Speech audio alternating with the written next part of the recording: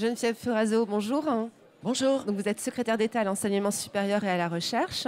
Vous êtes venu ici au Salon des entrepreneurs pour parler d'entrepreneuriat.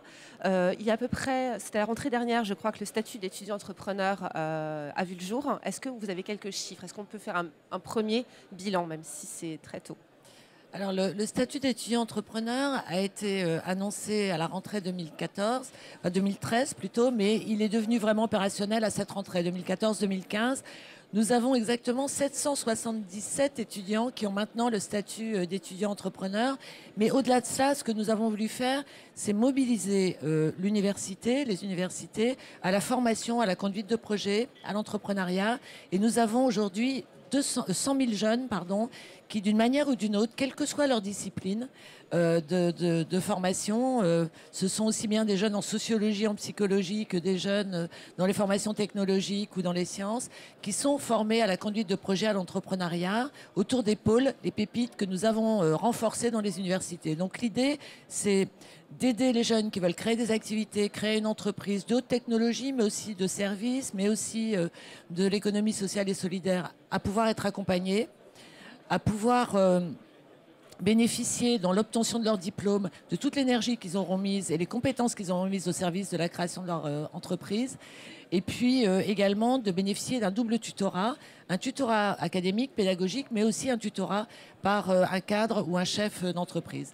Donc c'est tout un environnement en réalité favorable à l'entrepreneuriat dans le sens de la créativité, de la prise de risque, de la prise d'audace, de la connaissance du milieu économique et de ses règles que nous avons voulu favoriser dans les universités, comme c'était déjà le cas dans pas mal d'écoles de commerce.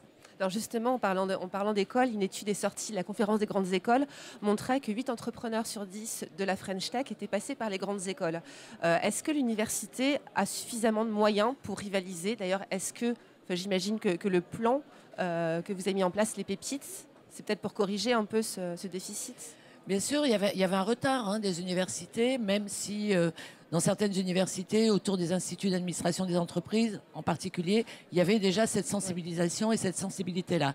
Mais il fallait rattraper notre retard.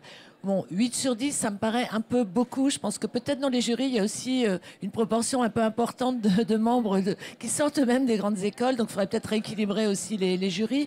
Et puis, encore une fois, il ne s'agit pas seulement d'entreprises qui relèvent de la French Tech. Il y a aussi des créations d'activités. Ça peut concerner des services, même si le numérique, qui concerne la French Tech, est vraiment transversal. Donc oui, nous avons voulu rattraper le retard. C'est l'objet de ces initiatives dans les universités.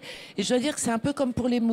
Finalement, dès qu'on incite à la modernité, dès qu'on encourage les initiatives innovantes dans les universités, on s'aperçoit qu'il y avait ça et là déjà des initiatives. Et nous, notre mission à nous, c'est de les regrouper, de leur donner de la visibilité et d'encourager ces enseignants-chercheurs, ces maîtres de conférences et les étudiants qui poussent ces innovations dans l'université. Et on voit que ça prend tout de suite une ampleur formidable. Parce qu'il ne faut pas oublier que les 2 tiers des étudiants, un peu plus même, sont dans l'université. Et 1 800 000 jeunes dans les universités, il y a immédiatement un impact très important.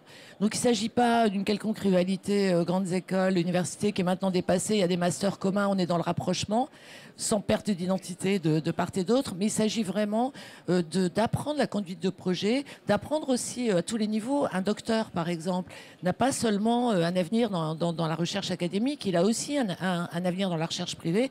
Donc il doit être formé à la conduite de projet, au travail de groupe, aux règles de la conduite de projet, à la dynamique de la conduite de projet. Donc c'est plutôt un état d'esprit nouveau finalement. Les chercheurs justement peuvent envisager des carrières dans des grands groupes.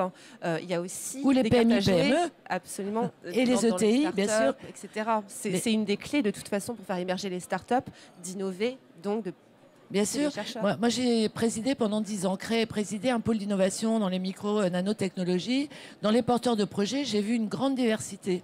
Une grande diversité. Ce ne sont pas seulement les jeunes des grandes écoles, ce sont aussi des chercheurs académiques qui parfois soit se forment à la conduite de projet en dehors de la conduite de projets sur le plan scientifique et technique qu'ils maîtrisent parfaitement, soit s'adjoignent une compétence complémentaire. Mais la plupart du temps, il y a des chercheurs qui, lorsqu'ils se forment, sont aussi de bons managers. Donc, nous voulons absolument que les docteurs puissent trouver davantage de débouchés auprès des ETI, des entreprises de taille intermédiaire, et auprès des PMI-PME, parce que ça les aide à grandir. L'innovation, qu'elle soit incrémentale, c'est-à-dire pas à pas, ou qu'elle soit de rupture, encore mieux, puisque là, on crée vraiment une innovation qui crée des emplois, qui a un retour sur investissement 6 à 7 fois supérieur à l'innovation incrémentale. Eh bien, les PMI-PME, elles ont besoin de ces innovations pour pouvoir grandir, exporter, embaucher. C'est ça l'idée. On a trop souvent l'idée que small is beautiful.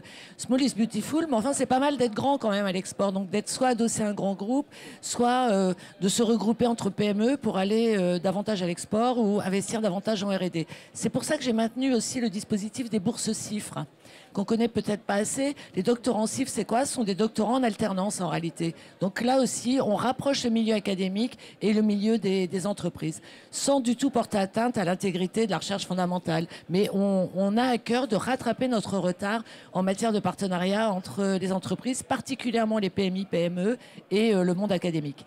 Geneviève Fioraso, merci beaucoup. Merci à vous.